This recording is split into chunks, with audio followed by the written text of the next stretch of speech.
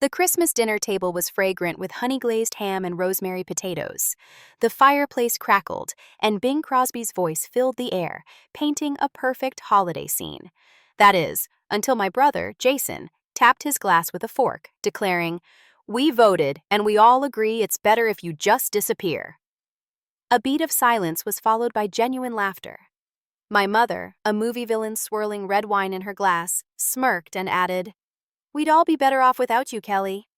Even Grandma chuckled. I surveyed the 12 faces around the table, faces I had known my entire life, shared holidays with, made sacrifices for. Not one showed an ounce of surprise or concern. Jason wore his usual smug grin, the one that meant he thought he'd won. "We're not saying you should, die or whatever," he waved dismissively. "Just disappear. Move away. Stop coming to family things. Let it go, let it go." As if I were the problem. I remained still, hands in my lap, my heart hammering in my ears. Yet, my face was calm, even cold. I had braced myself for this. Reaching into my bag, I pulled out a simple black folder. It wasn't flashy. It didn't need to be. The mere thud it made on the table silenced the laughter. "What's that?" Jason's voice was tight. I didn't answer, simply slid the folder across the table until it rested in front of him. "You wanted me gone?" I finally met his eyes. "So here, Merry Christmas." He hesitated, then opened it. His expression was a sight to behold, shifting from cocky to confused to utterly pale in mere seconds, like a theatrical performance. He turned a page, then another. "Is this?" "Yep," I stated calmly. "It's all real." Jason's wife peered over his shoulder, her face contorted. "What the hell is this?" Before anyone else could react, Mom slammed her wine glass down. "Kelly, what did you do?" I smiled. "Nothing. Just brought the receipts, literally." They didn't know it yet, but that folder was about to shatter their perfect little world. But before I reveal its contents, before I explain why Jason screamed and Mom nearly fainted, I need to tell you how we arrived at this point. This wasn't about Christmas or one disastrous dinner. This had been years in the making. Years of me tidying up their messes, staying silent, being the responsible one while they treated me like a doormat. I was never the golden child. Jason was. He could set the house on fire, and Mom would blame the lighter. I, however, could sneeze too loudly and be accused of ruining dinner. My entire life, I was the one who handled things. Bills, emergencies, bailouts. I stayed late when Dad was ill, paid off Grandma's nursing home fees, and helped Jason with his mortgage 3 times. In return? Snide remarks, passive-aggressive jabs. "You think you're better than us, don't you?" No thank you cards, no acknowledgement, just expectations. It began subtly, not all at once. A favor here, a few $100s there. Just until next month. We're good for it. But next month never arrived, and the guilt trips became routine. "You don't have kids, Kelly. You can afford it." "You're so lucky not to have responsibilities. We're a family. Families help each other." Yet somehow I was always the sole helper. I lived in a cramped apartment, worked 60-hour weeks, and drove a rattling car. Jason drove a Tesla. Mom took 2 cruises a year. Still, I was the one they bled dry. When I finally began to say no, that's when things shifted. Suddenly, I was difficult, cold, selfish. And here we were. Jason, standing at the head of the Christmas table like some low-budget Caesar, announcing my exile as if it were a game show verdict. "We voted," as if I'd ever had a chance to speak. But I didn't need a chance. I had the folder. And that folder? That was my vote. This isn't a story of revenge. It's about truth. It's about finally seeing things clearly, free from the haze of guilt or obligation. It's about knowing your worth, even when those closest to you try to bury it under layers of tradition, manipulation, and expectations. You don't become the family scapegoat overnight. It's a slow leak in a tire. One favor becomes 5. A small loan turns into a financial sinkhole. A dismissive comment becomes the standard way people address you. And if you're not careful, you wake up surrounded by people who only see you as the help. That was my life. The truth is, I didn't mind being the responsible one at first. I liked having my life in order. I liked being the one people turned to in a crisis, because I could fix things. For years, I told myself that meant something, that it earned me a seat at the table, that maybe one day they'd see me as more than a background character in their chaotic drama. But responsibility in a toxic family is a curse disguised as praise. It started when I was 23. Dad had lost his job. Something about downsizing, though everyone knew it was because he'd mouthed off to his boss too many times. Jason, my older brother, had just totaled his second car in less than a year. And Mom was already 2 months behind on the mortgage, yet still managed to book a girls' trip to Cancun. Me? I had just started my first real job, entry-level, benefits, a paycheck that made me feel like an adult. I was proud, hopeful. I wanted to build something for myself. Instead, I walked into chaos. "Just help out for a little while," Mom said over the phone one night. "We'll pay you back. You know we're good for it." I wanted to believe her, so I sent money. Not a lot at first, just enough for groceries, the light bill, a new used car for Jason. That was the first time. It wouldn't be the last. Over the next 5 years, I paid for everything: car insurance, dental work, a private tutor for Jason's son, Tyler. I helped with rent, utilities, even a wedding deposit Jason later forgot to cancel. I never complained out loud. I simply adjusted, cut back, ate ramen more often than I'd admit. I took on freelance projects on weekends, skipped vacations, put off saving for a house, because they were family, and I thought that's what family did. But they didn't treat me like family. Not really. They treated me like a service. Whenever I visited, I was met with half-hearted hugs and backhanded compliments. "Wow, look who finally decided to show up. Must be nice to live in a clean apartment with no kids running around." "Oh, here comes Miss Fancy Job with her little laptop." I brushed it off at first, laughed along. But over time, it stung. Especially when I realized the jokes were always at my expense, the digs deliberate, and the gratitude non-existent. One Christmas, I bought everyone thoughtful gifts. Jason a smartwatch, Mom a spa package, even Grandma a heated blanket because she always complained about the draft. What did I get? A pair of dollar store socks, sticker still on them. When I raised an eyebrow, Mom said, "Oh, you don't need anything. You already have everything." As if I were selfish for having stability. It was around that time I started keeping track. Not just emotionally, but literally. Spreadsheets, bank transfers, emails, texts, every "can you help with?" and "we just need a little." Something in me shifted that year. Maybe it was the way Jason rolled his eyes when I said no for the first time. Maybe it was Mom's voice turning cold the moment I hesitated. Or perhaps it was simply the quiet realization that my worth in this family had been reduced to what I could give, not who I was. And when I finally stopped giving, they began treating me like I was the problem. Suddenly, family dinners were held without me.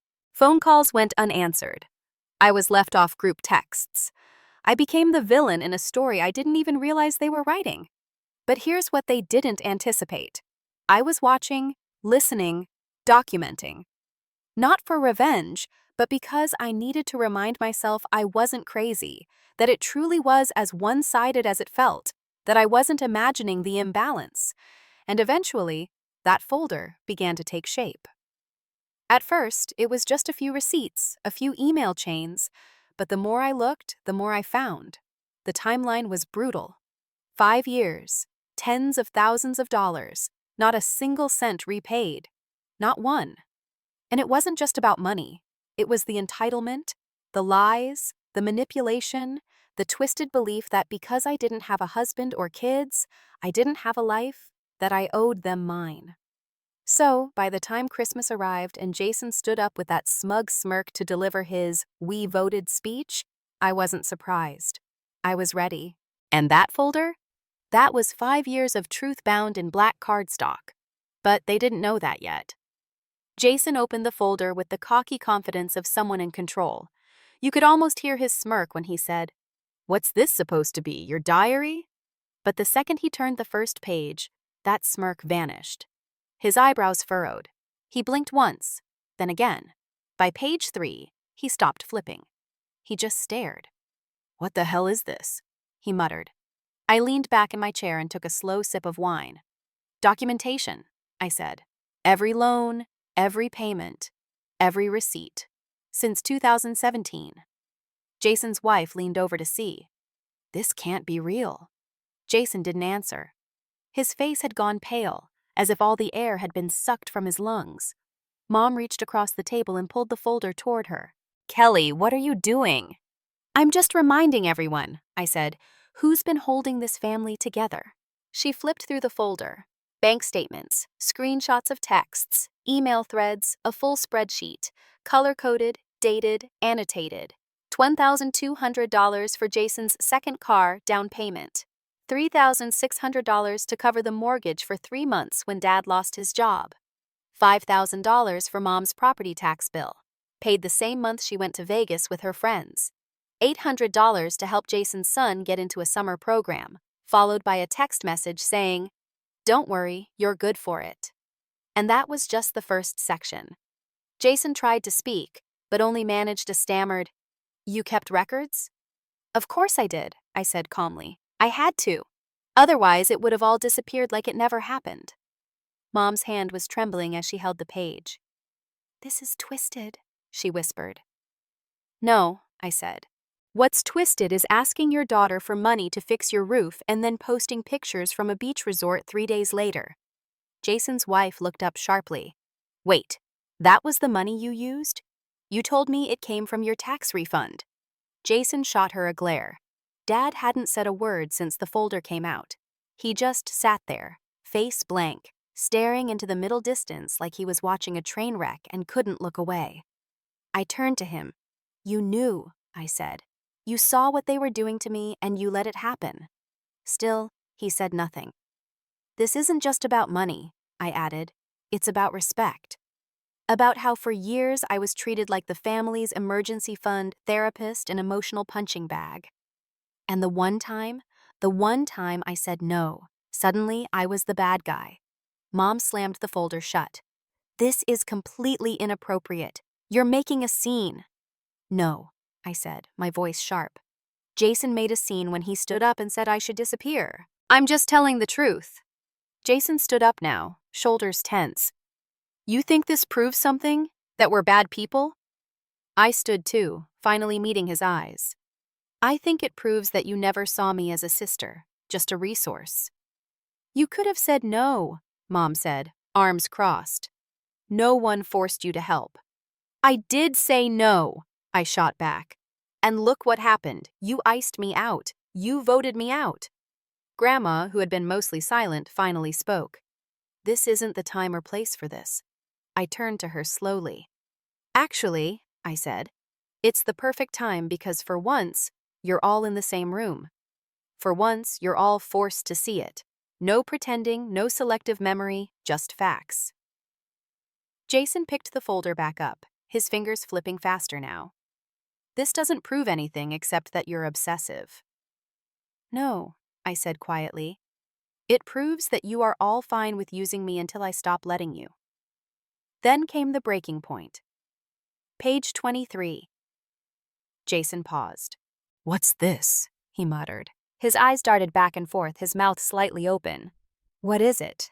Mom asked. Jason didn't answer, so I did. "It's the credit card statement showing Jason booked a suite at a luxury hotel in Miami the same weekend he told you guys he was working late to catch up on bills." Jason's wife froze. "Wait, that was our anniversary weekend?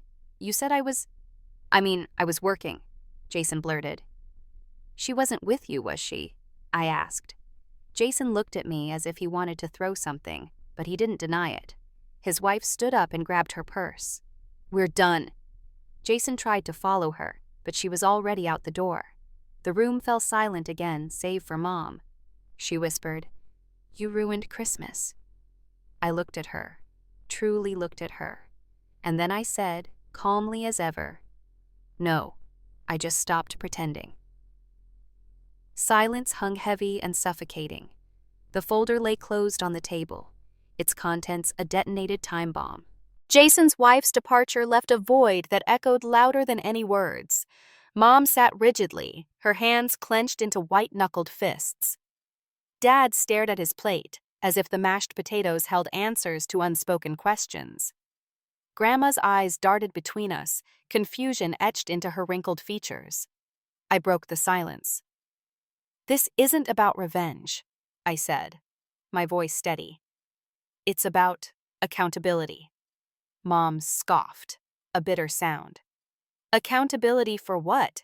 Helping your family." I met her gaze. Helping is one thing, being exploited is another. Jason finally spoke, his voice low and defensive. "You could have said no." "I did," I replied. "And look where that got me." Grandma leaned forward, her voice trembling. "Kelly, dear, families have ups and downs. We argue, we make mistakes, but we come together in the end."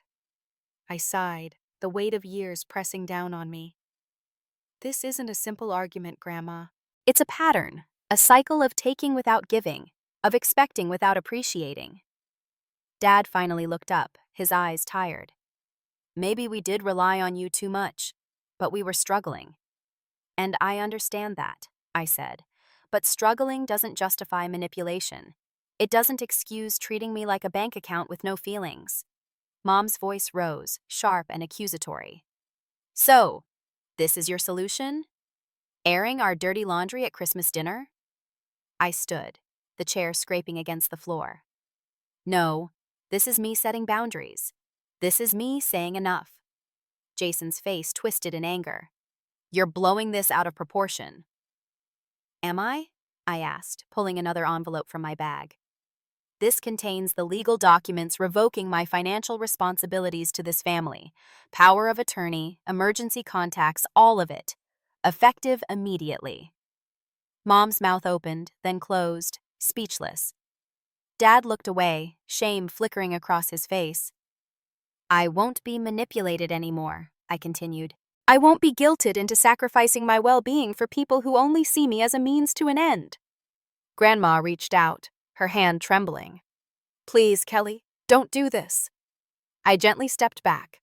I have to, for my own peace. With that, I turned and walked out, leaving behind the stunned silence, the cold food, and the remnants of a family that had long since ceased to be one. When I stepped outside that night, the cold hit me like a wall. But it wasn't bitter anymore. It was clean, crisp, like the air had finally cleared after years of holding my breath. I didn't go back to my apartment right away. I drove aimlessly for a while, no destination, just silence, headlights, and the hum of tires on wet asphalt. Eventually, I parked near the lake, the one Dad used to take me to when I was little, before everything became complicated. The water was still, black as ink. I sat there for a long time, engine off, fingers curled around the steering wheel, the folder still on the passenger seat, the same one that had shattered my family just hours earlier. I should have felt triumphant, victorious, but instead, I just felt empty. Not regretful, not angry, just hollow. Because even when you prepare for something like that, even when you know in your bones it's the right thing to do, there's still grief. Grief for the version of your family you kept trying to believe in, the version that never truly existed. The next day was quiet. So was the day after that. No calls, no texts, not even one of those passive-aggressive, just checking in messages my mom was famous for. And for the first time in a long time, I didn't feel the need to fill the silence. I didn't reach out to explain myself. I didn't send a follow-up email or a voice note or a long-winded apology. I let the silence stretch, and it was beautiful. I brewed coffee slowly that morning, ate breakfast without my phone. I opened the windows and let the cold air in. For once, I wasn't waiting for the next crisis. I wasn't checking my bank app to see what damage had been done overnight. I wasn't walking on eggshells. I just existed. I started doing small things for myself, things I hadn't made time for in years. I rejoined the gym I'd canceled 3 years ago to help Jason pay his electric bill. I made a dentist appointment. I went to the bookstore and wandered through the aisles without checking the price of every paperback. I started therapy. Not because I felt broken, but because I didn't want to become bitter, because I didn't want to walk around with a hardened shell for the rest of my life. I wanted to understand what made me believe I owed everyone everything, why it took so long to say no, why it felt like betrayal to choose myself. And slowly, things began to shift. I stopped apologizing when I wasn't at fault. I stopped over-explaining my boundaries. I stopped letting guilt sit at the head of the table in my life. About a week after Christmas, I received my first message. It was from Jason. "You made your point. Now undo the damage. Mom hasn't stopped crying. Dad's blood pressure is up. You really want that on your conscience?" I stared at it for a while, then deleted it without replying. 2 days later, another text, this time from Mom. "It's time to move on. We were all emotional. But family is family. We can't just erase each other." No apology, no ownership, just expectations again, as if the last 15 years hadn't happened. And again, I said nothing. I changed my emergency contacts. I froze the joint savings account they'd somehow still had access to. I set up mail forwarding and started looking at apartments in another city, one I'd always dreamed of living in but never dared to pursue because I felt tethered. Not anymore. I began to rebuild a life where I wasn't defined by what I gave up for others.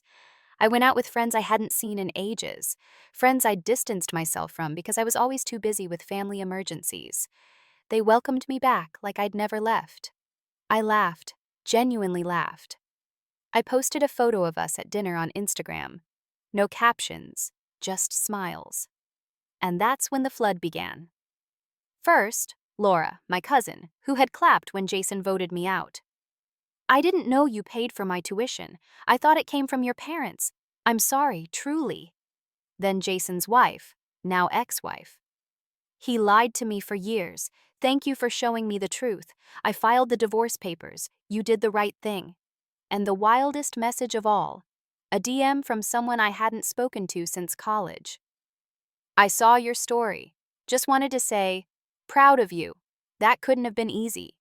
That one hit me harder than all the others because they were right. It wasn't easy. It was brutal but necessary. And with every sunrise, every new routine, every breath that didn't carry the weight of someone else's expectations, I realized something. This wasn't the end of my story. It was the beginning. The beginning of a life where peace wasn't a reward I had to earn, where love didn't come with conditions, where I could be generous without being used. The next chapter of my life, I was finally writing it for me. It took 3 weeks.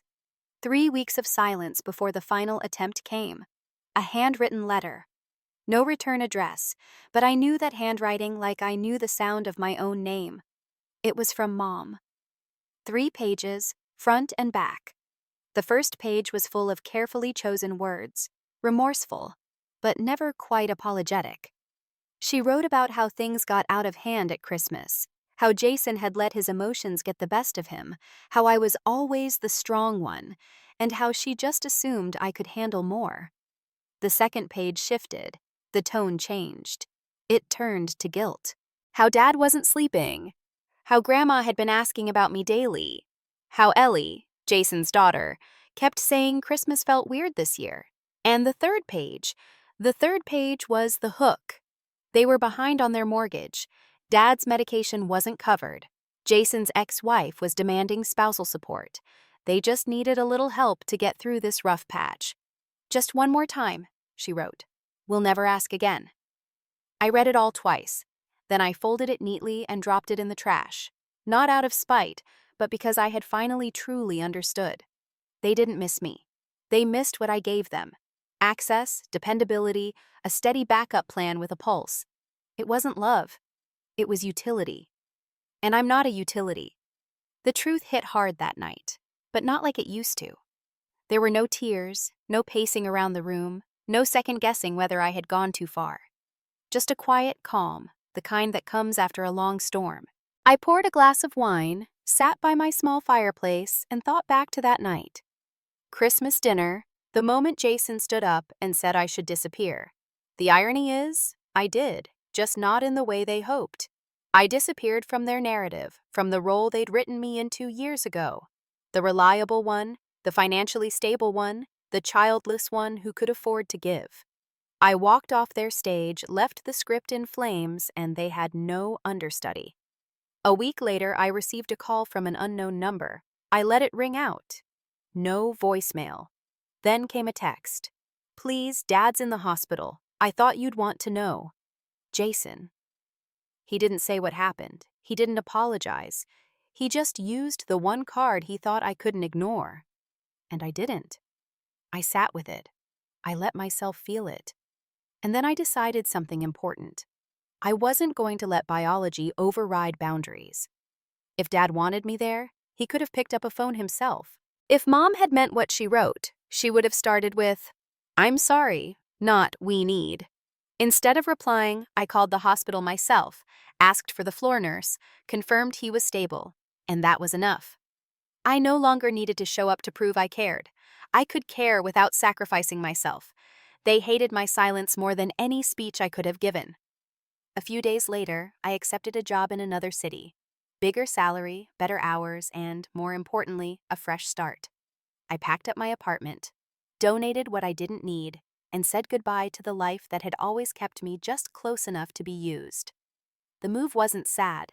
It was freeing. I got a new number. I blocked the old ones. I started going to local events, made new friends, ones who didn't expect anything from me except authenticity. I even adopted a dog from the shelter. His name's Milo. He doesn't care about my past, just that I come home. One night, sitting on my new balcony with Milo curled up at my feet, a friend asked, "Do you ever think they'll change?" I looked out at the city lights and said, "I don't know, but that's not my responsibility anymore." She nodded. "Do you miss them?" I thought about the moments that could have been, not the ones that were. "Sometimes," I said, "but I miss the idea of them more than the reality." And that's the truth. You don't walk away from a family like mine without scars, but you also don't heal by staying.